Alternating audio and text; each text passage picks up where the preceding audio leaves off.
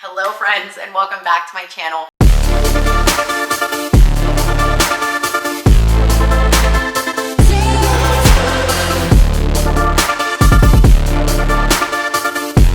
Today's video should be fairly short.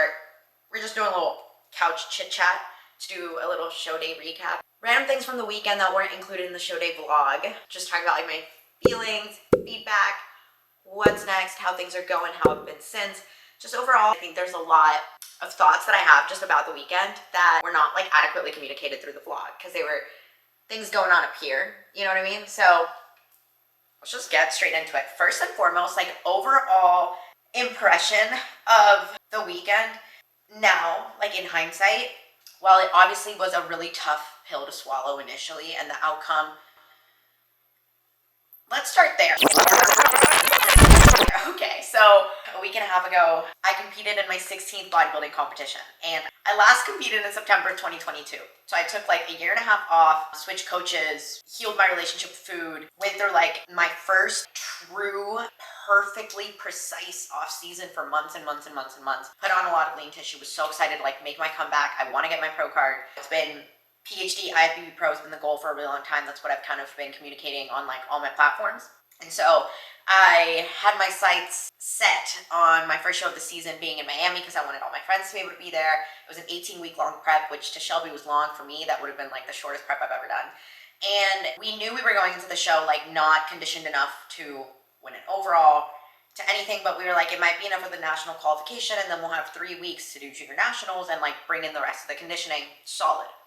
And like I said, we knew I wasn't coming in very like conditioned enough to be crazy competitive. We knew it wasn't national level conditioning, whatever. So I went into it just knowing like this isn't my best, this isn't gonna like blow anything out of the water, but it should be good enough. Just get some feedback and then continue grinding and bringing in the conditioning. So I did the show, my 16th bodybuilding show, after like I said, a really long time off, and I ended up not qualifying for nationals. I ended up not even making top call-outs. I ended up getting 7th. I will say my class was stacked. I don't refute my placing. I'm not like, I think it was politics, it was unfair. No, like I was not conditioned enough. Like completely valid placing. Am I sad? Fuck yeah. Do I wish I placed higher? Yeah. But it is what it is. I got 7th, and that feeling of being on stage when they called the top call-outs and just having them skip right over my number and staying on that stage while they did the first call-out comparisons, which were so long, because my class was really competitive, and even Tyler, the head judge, was like, this was stacked, like this was a really hard class to judge, like it was a really, really competitive class. So, all of that, I'm not gonna lie, if you followed my past competitions, you followed my past show day vlogs, everything that happened in 2022, I was like, oh my god, did I just step into a time machine? Am I literally reliving 2022? Because the exact same thing happened. I did my first show with Paul in July, hoping to win the overall, because that was the show that I had won the overall at in 2020. So I was doing that show again, hoping to reclaim my title. Didn't even qualify for nationals. Was heartbroken. But on that prep, that was the prep that was like 30, 40 weeks long. I had everyone, like I was hyping it up. Like everyone was like following along. Like I had followers show up to show day, people buying the live stream.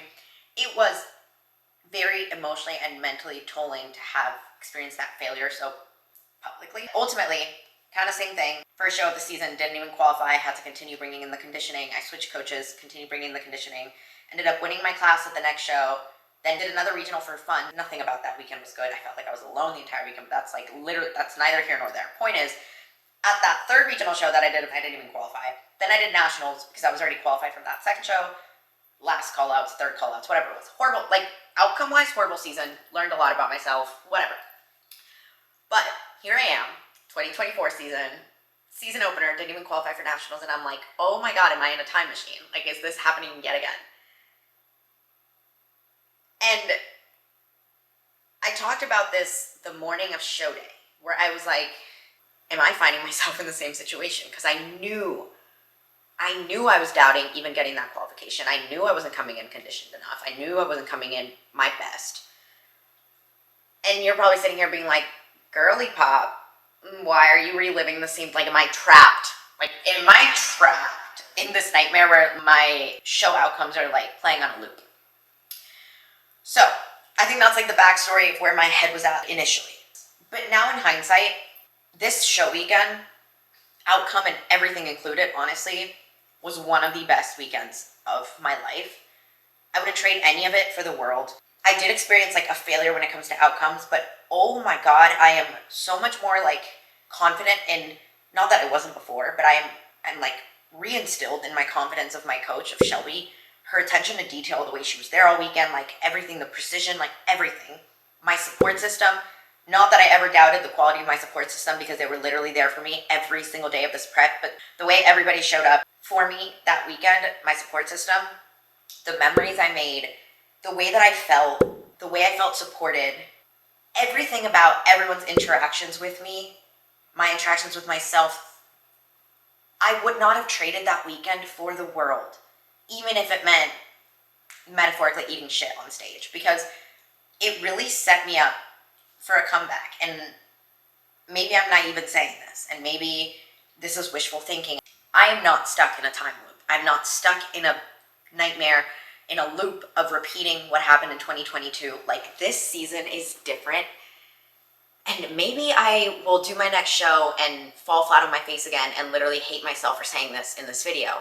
But I have to believe it's different. And even if the outcomes are not different from 2022, my stage shots, I was shook to my core how much I liked my stage shots. Like, my physique, 2022 to 2024, the difference, when I come in conditioned, it's fucking game over. Even if the placing doesn't, like, I want you guys to know everything I'm saying about this season being different has nothing to do with the placings. Do I hope the placings reflect that? Yes. But even if they don't, let's just start off with looking at my 2022 physique versus my current 2024 physique, which is only getting better.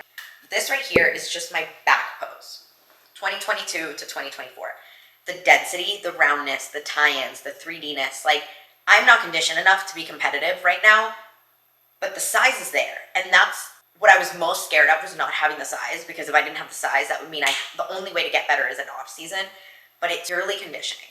And maybe I will eventually need the size, but we won't know that for sure until I come in more conditioned. Like, I mentioned this on my stories, but the fact that what was holding me back was just conditioning, which for those who don't know means my level of leanness. Like, I didn't come in lean enough, I didn't come in hard enough. Because what I need to improve on is conditioning, the only way to improve that is to continue prepping, continue getting leaner, and all I need for that is more time prepping.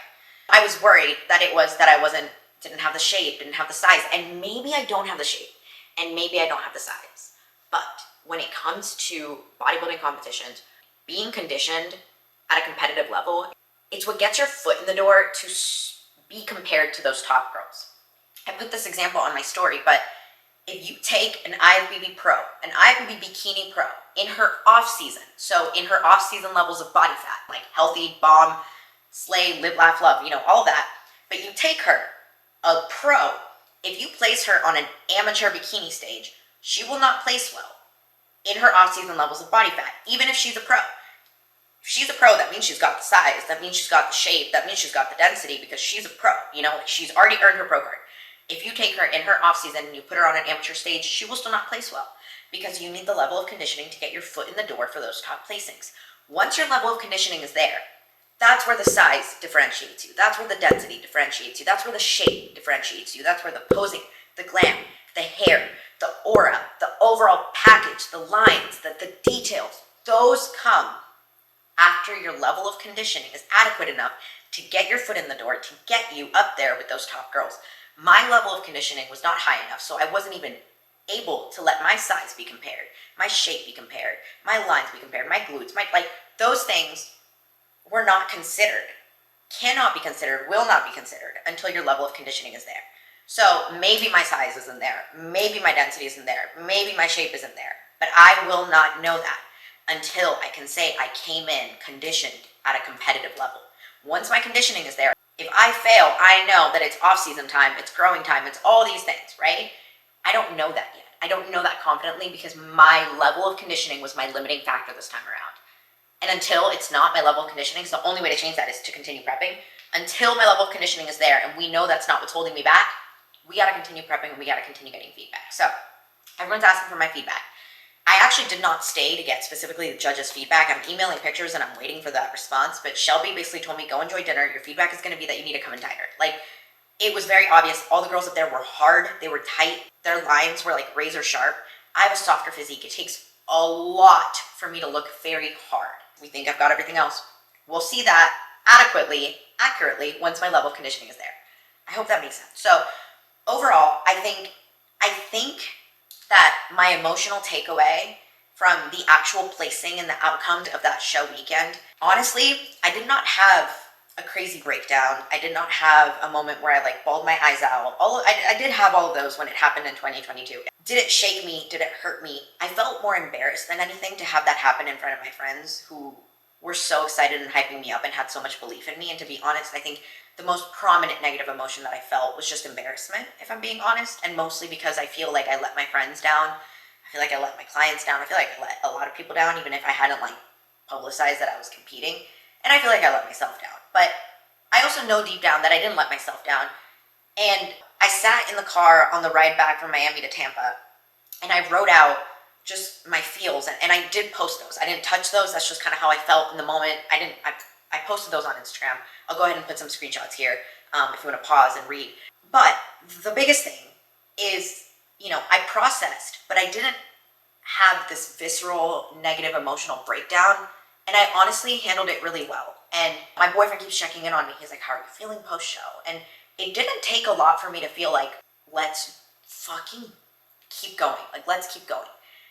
But it did take me a little bit to get there, and I'll explain. I think, the reason why I had a pretty short-lived negative emotional response to the outcome was because I set myself up adequately beforehand.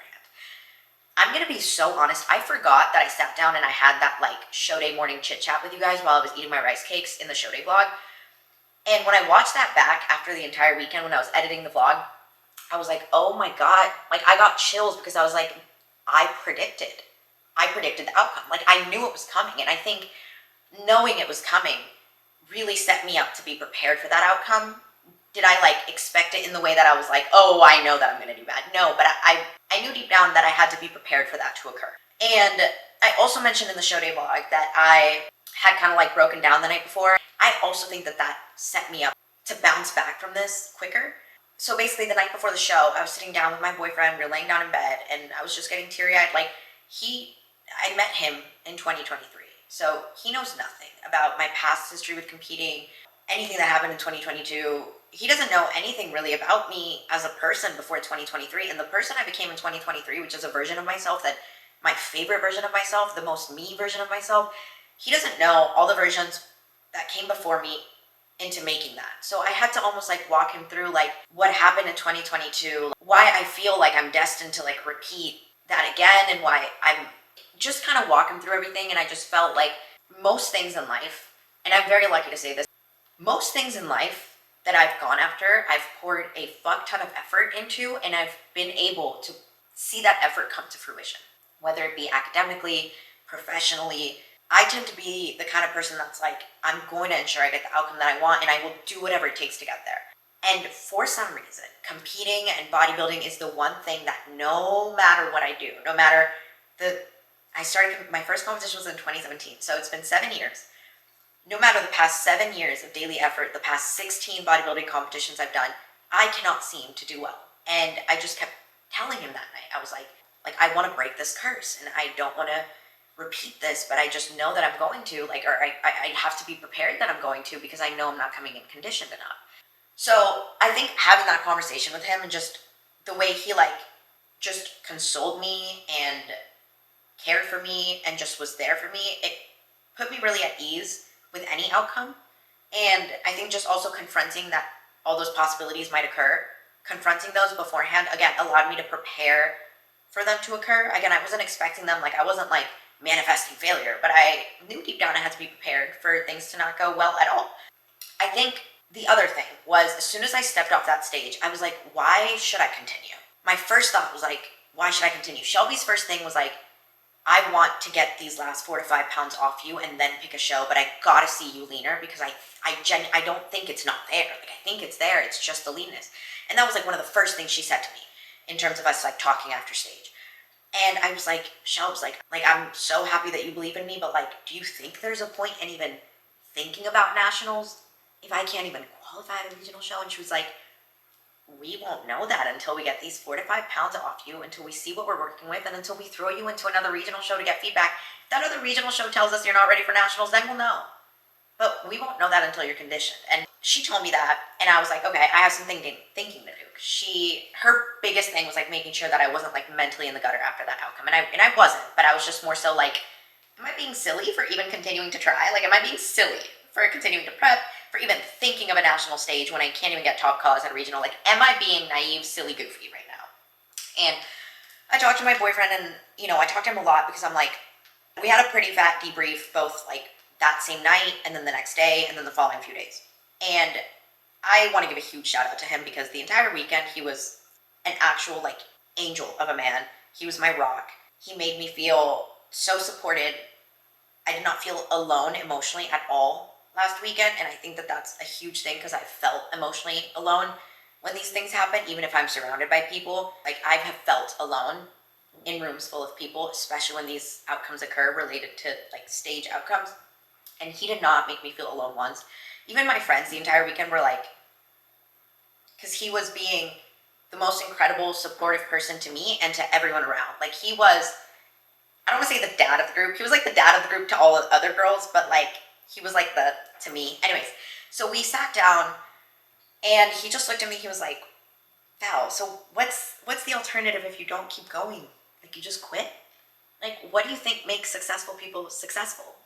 When they encounter failures, do they just quit? Like, he made it sound to where it would have been he made me feel silly if I quit, like, in a really constructive way. And I told him, I was like, I get that, but also, like, continuing to prep isn't just me continuing the whole low calorie, high cardio thing, running my body into the gutter. It's also, like, it affects you. It means, once again, our schedules are kind of limited by my cardio, my meals, my this, my that. Like, we're once again bound to prioritizing what comes with prep. No more date nights, no more this, no more that. It affects you, and I recognize that. So, like, I want to clue you in, to bring you into this decision as well. And he was just like, all those things are going to be there on the other side of prep. Like, they're not going anywhere. And he told me, when you are 100% dialed, like, it holds me accountable too. Like, it helps me a lot when you are on your shit, when you're on your grind.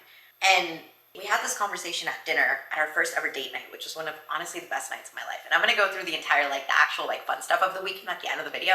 But he just made me feel very, like, I don't know. I don't want to keep relating to past experiences, but again, my last prep, I don't want to keep drawing parallels, but considering that was the only previous experience I knew, to have, like, unconditional support and to actually have someone pushing me to keep going when even I was doubting it myself, that was genuinely priceless to me. And it fueled all the little spots that I, in that moment, couldn't fuel myself.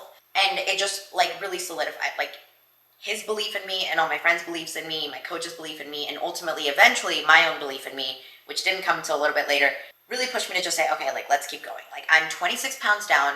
What's 4 to 5 more? Even if I don't step on another stage, let's let Shelby see how I look with 4 to 5 less pounds. Like, what else am I doing with my life? If I'm reversing, I'm still killing my macros, my protocol, my steps. Like, it's not like my life is drastically different if I'm on prep versus off prep. And I talked about that in my very first episode of this prep series. In my surprise I'm on prep episode, I talked about how, like, it's weird because I'm starting prep but nothing feels different.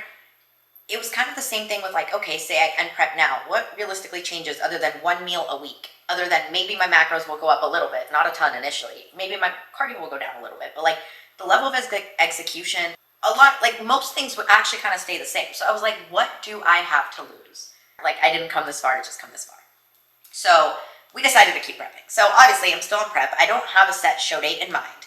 The sooner the better. We're pushing to do a sooner show, but we're not tying to it, and we're not doing it until we're adequately conditioned. That's the biggest caveat, is we're not going to do a show until we're like, boom, there it is. We're not doing a show until we're like, we could bring this level of conditioning to nationals. That was like what we decided right after Miami. If we do keep prepping, we're not doing a show until it's like there.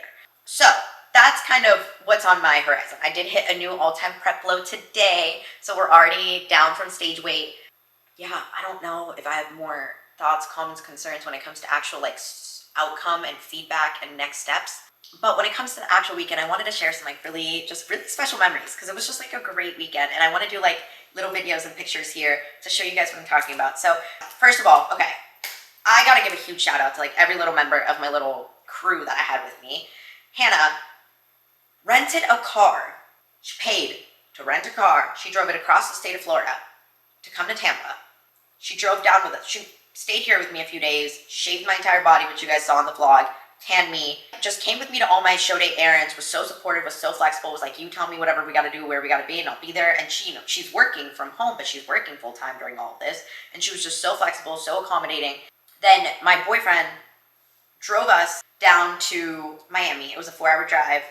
Gretchen literally like stopped by for like bananas. She stole she didn't steal, she borrowed the resistance bands from our lab. I don't know if I can say that, but whatever. She put them back to bring for me to pump up, had every little detail. Like anytime I needed something, she was like literally just so making sure that I had everything that I needed. And she's been like that the entire prep. Like the entire prep, I ran out of salt packets. No gas stations had salt packets, and she ordered me like a packet of 1,000 salt packets. I still have. This girl has been unconditionally supportive. And so my boyfriend drove Hannah and me and Gretch down to Miami.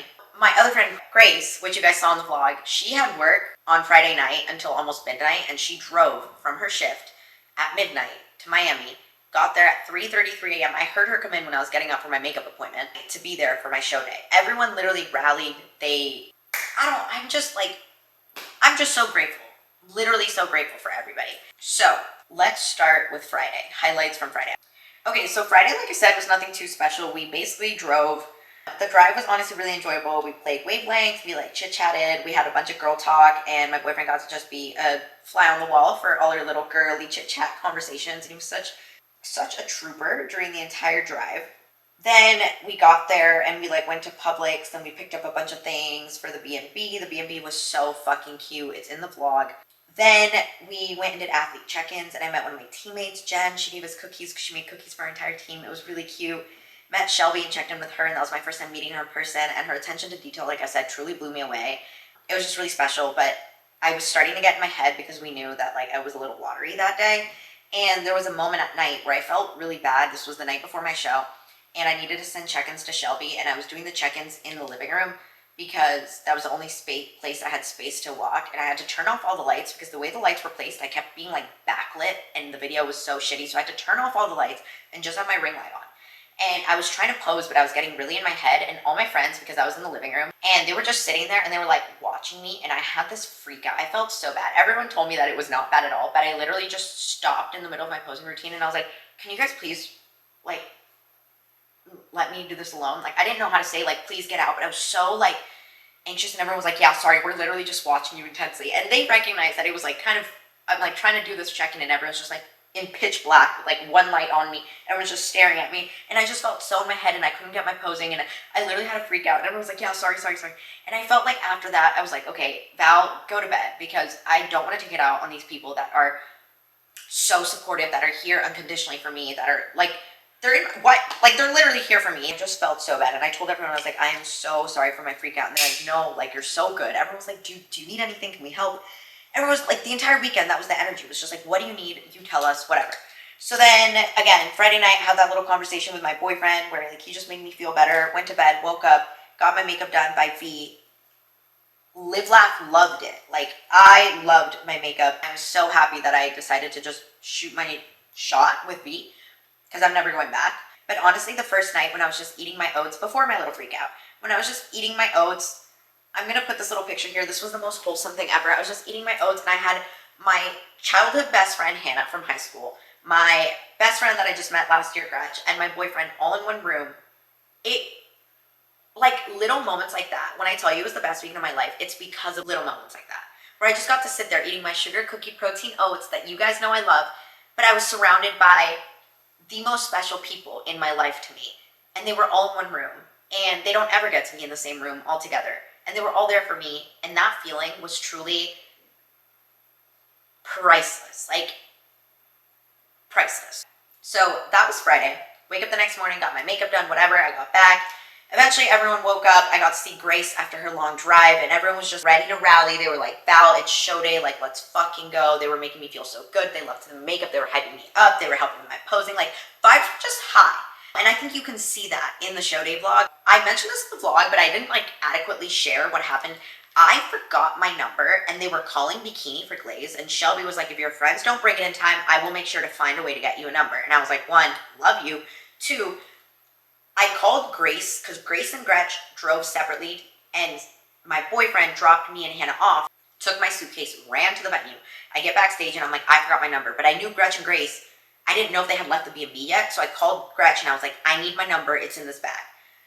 They had already left the B&B, so what ended up happening was my boyfriend was closer to the B&B than they were, so my boyfriend drove to get the number. He drove to the front of the venue. Gretch and Grace grabbed the number, but they didn't have their tickets to get into the show yet, but Hannah did. So they grabbed the number from my boyfriend, they ran it over to Hannah, Hannah ran it over inside and gave it to me backstage. So when I tell you it was a literal team effort of my favorite people in the world running around Miami to get this number to me, even just that was like, I'm so lucky. Like, I might not have even been able to step on stage if it weren't for these incredible human beings in my life, okay? So then I meet with my teammate Ella, and she's like, wait, are you Val? You're the one with the VALidity Podcast. I listen to your podcast. I love it. And she just starts typing up my podcast. Having like a podcast listener like backstage and like just that to me was so special. Like, Ella, if you watch this video, I love you. You made my day just by saying that you listen to my podcast, because I poured a lot of energy into that. It's something I'm really proud of. And to be backstage at a show where I'm like in my head and I have somebody validate something that's not physical, that's not anything, it's something I'm really like, that was priceless. Then I'm glazing up and I get stopped by somebody else and they say, are you Val? She was like, I do all your programs. You're the reason I'm here today. You started the journey that got me here today. She said those words to me and I was like, what's your name? And she was like, Vika Moore. And I was like, we've DM'd. I knew for a fact, I was like, no, we've DM'd. Like, I know exactly who you are. Like, I placed her immediately and I was like, we got pictures together. I'll put a picture here. We got pictures together. It was just so special. She was like, I do your programs. I love your programs. I still do them to this day. Like, they're incredible. You're the reason I'm here. And I was like, what the heck? And she looked incredible. She did incredible. Like, I'm so proud of her. That was so fucking special. Anyways, step on stage. You already know how that went. Didn't go well. I'm pretty sure when I walked off stage, I was like, all right. And I was just kind of embarrassed. I didn't know how to react when I saw my friends. So I left my stuff backstage and I just kind of walked out and they all kind of just came towards me and I was like, I don't even know what I said. I think I blacked out, but I was like, this is so awkward. That sucks. That sucks. And they were like, you looked incredible, like blah, blah, blah. Like, they were just hyping me up and I was like, it is what it is. Like, I kind of knew this would happen. Like, I don't even know what I said, if I'm being honest. But then I was telling them, I was like, I met some people backstage that are really nice. I met a podcast listener. Like, I met someone who does my programs. Like, that's really cool. And then I was like, let me go get my stuff and I want pictures. Like, I just want to try to have a really great day. Like, I don't want to cry. I don't want to think about this. Like, I have the rest of my life to think about this. Today, we're going to make it a good day. And as I'm walking back and I had just told them that I met some people backstage, somebody else stops me. And they're like, Val, I heard your name when they called it, and I was like, hold on, I follow this girl. I didn't even know you were competing. You looked incredible. I just wanted to say congrats. She stopped me. I wish I got a picture with her. She was so fucking sweet. Made my day as well. Like, truly, it sounds silly, but those little interactions made that day and made me remember that, like, all of this, everything I do in this sport and in my life is so much more than just like what happens on that stage. I think it really reminded me that it is so much more than what happens on that stage. It was just like, I needed that to happen on that day. It was like a reminder of like, there is so much more to this than whatever happens on that stage. Everything you do for that stage encompasses so much more than what actually happens on that stage. And that was a really nice reminder of that. So after pre-judging, we took pictures and we went back to the B&B and I wanted to go get cookies and we had like 4 or 5 hours until finals. It's already been a long day. Bodybuilding show days are long days. We go get cookies with the gals and it was just so fun to be out and about again with like Gretch and Grace and Hannah and having these, my favorite human beings, like all in one room. Hannah normally lives in Canada. Like, she lives in Canada. Like, these people are not normal. It's very hard to get all my favorite people in one room, in one place.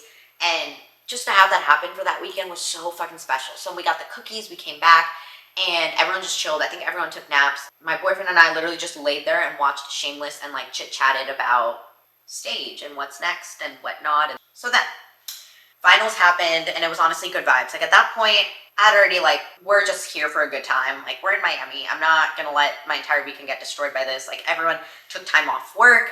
The show's expensive to get into. Like, we have a B&B, we have dinner plans. Like, we've been waiting for this weekend since I started prep in January. Like, we've been waiting. Like, Miami's been a thing on everyone's radar for such a long time. There's no way. I'm gonna like let my mood ruin this. Like that was not even an option. So eventually we got ready again. We went to finals. Vibes were high. Finals happened. It ended fairly soon, and we went back to the B&B, and it was time to eat cookies. I'll put videos here of me trying the cookies, and I got these little bottles of Prosecco that matched my suit, and I took pictures with my Prosecco, which is like all I wanted, and I popped the champagne, and it was so fun, and I was just dilly-dallying. Oh my god, I totally forgot to mention this. One of my favorite parts of the weekend was the fact that like it was like all my closest gal friends and then my boyfriend. In a show situation, it requires to be naked a lot because you have to be naked to redo the tan, you have to be naked for the shade, a lot of reasons to just be randomly naked. It was so freeing and fun and careless to be dilly-dallying around the B&B in the nude. That sounds so weird, but to be able to just be like frolicking around, not caring, completely like not in a state of worrying about what I look like, no body dysmorphia, not anything. Not because I think I look good and so I'm running around naked, no. Because I was surrounded by people that I genuinely just didn't have to think about what I looked like. Like I could have looked good, I could have looked bad. I could have felt snatched, I could have felt bloated. Like it genuinely didn't matter. It was not about that. It was about just like the comfort of, it does not matter what I look like. I can just dilly-dally in the nude, like eat my rice cakes naked, go tan, go shave, go fix, go this, go that. It was just, sounds so weird, but that was so fun and freeing and wholesome and like fulfilling to just know that I was in a home full of people that I was comfortable enough and felt safe enough to do that. I don't know, it was just fun. So one of my new hobbies I've decided was dilly-dallying in the nude. Anyways, back to it. So, popped my champagne, drank my champagne, so fun. And then we got ready for dinner, and my boyfriend looked so good. All the girls were like, Val, good on him. And I was like, good on me, because that's mine. He looked so good. I felt so cute. I tried on my outfits like 17 times, and if you know me, one of my hobbies is trying on fits 700 times, even if it's the same fit. I just gotta make sure, like triple check that it's what I want to wear. No one was like brushing me off in terms of like, Val, just wear this one. Everyone was genuinely like, okay, what are you focusing on here? Oh, this time we're looking at specifically the shoes. Everyone was genuinely making me feel heard, even if it was the 700th time that they'd seen this outfit. And let me tell you, it was the 700th time they'd seen that outfit. So I just felt so like I could be entirely me. No part of me was disregarded. So we got dressed. We took fire pics. Everyone got fire pictures. I will post everybody's fire pictures from our Miami fits because this was like I said, we've been preparing for this weekend, buying outfits, getting ready. Then we went to dinner. I was so tipsy. I had Prosecco while we were getting ready. I got one drink and then I ordered lemon drop shots for everybody. And then I got a burger with sweet potato fries and I got like truffle aioli on it and caramelized onions. And that's like all I wanted. And oh my God, everything about it was perfect. And we thought initially that we were gonna wanna go out after. Psych, bro. I was up at 3:45 that morning and the amount of alcohol in my system was already way too much for what my body can handle. I was so tipsy. We got back to the B&B. I got into a giant t-shirt and I tried eating another bite of a cookie because we didn't get dessert at the restaurant and I thought I wanted dessert. My body was like tapped out. I was like, no, I'm full. The alcohol, the everything, I just didn't want more, which was really cool also to have a post-show experience where like, it wasn't about the food. I didn't finish my sweet potato fries. I finished my burger, shit was staying. I had cookies when we tried them right after we got back from finals, but I didn't really have more after that. Like I just tried them and that was it. And no part of me felt like I wanted to keep eating. No part of me honestly was even really thinking about the food. Like I was looking forward to it. Obviously like a dinner, I was excited for it, but I wasn't like focusing on it. It wasn't taking over my thoughts, which used to be the case. Has always been the case, especially post-show. Then we went to sleep. This next day, this Sunday, the day after my show, was one of the best days of my life. And I'm going to try to recapitulate it like as succinctly as possible. Essentially, we woke up and we cleaned out the B&B and just got dressed and vibes were high. Like we were like ready to go to brunch. It's called Bistro Cafe. And oh my God, it was me, Gretch, Grace, and my boyfriend. And I ordered an egg white croissant sandwich that was, I'm still dreaming of it. And then Gretch and I shared these guava and cheese pancakes, which were the best thing that I ate post-show, were these guava and cheese pancakes. They were fucking delicious.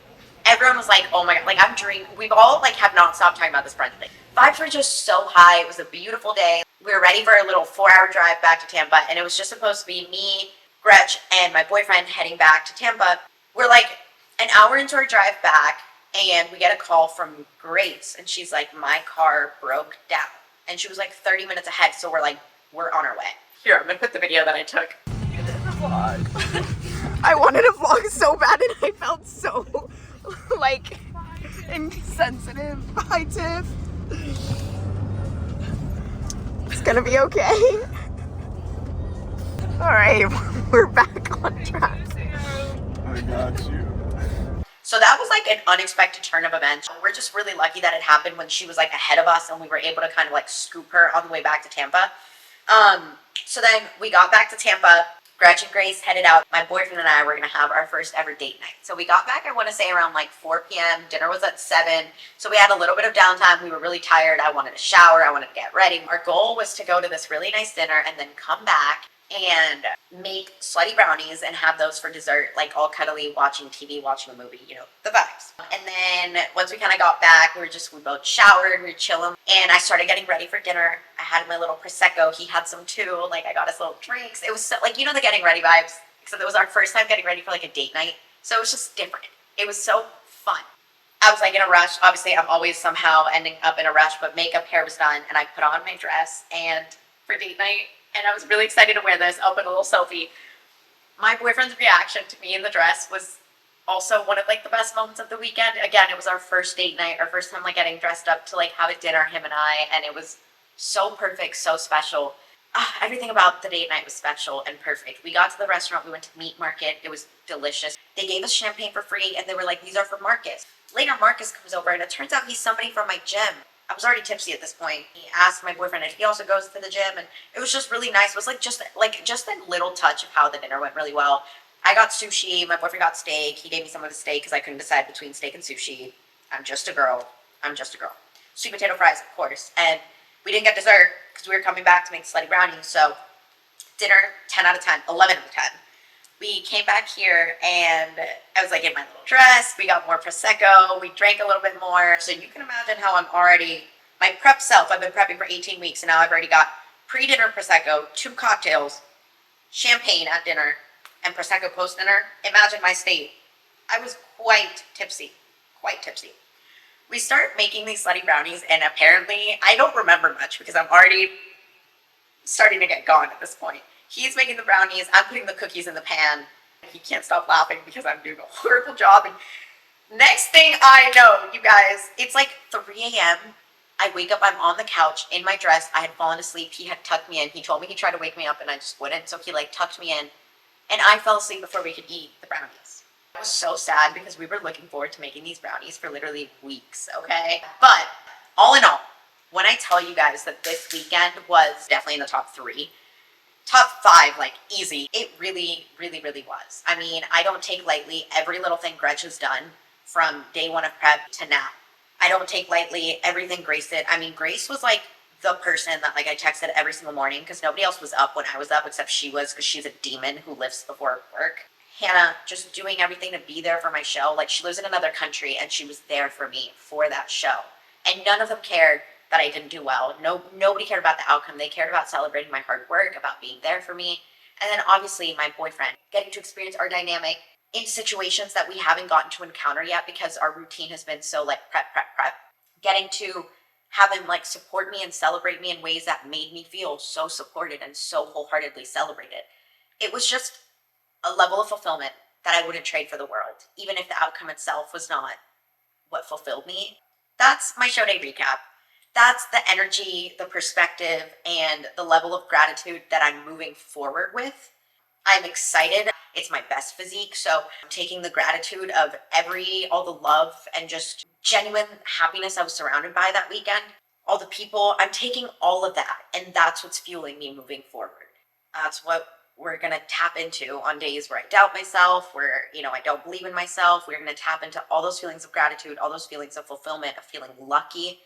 And we're going to tap into the fact that I believe in the work. So we will continue working. I think that's the end of the video. That's the end of my recap. Thank you guys for watching, for listening. I'll see you guys in the next video. I don't know what it'll be, but like, comment, and subscribe if you enjoyed this video. My camera's about to die. It helps so much. I love you guys for the unconditional support, for never making me feel like a failure, even when I objectively fail. You guys still make me feel like a fucking winner, and I'm eternally grateful for that. Truly, the response I got from you guys is another thing I'm bringing forward, and honestly, I don't know why I didn't say that earlier. Like, I'm so grateful. So grateful. So, I love you. Thank you for watching. Thank you for supporting. We're not done because we believe in the work. I'll see you guys in the next video.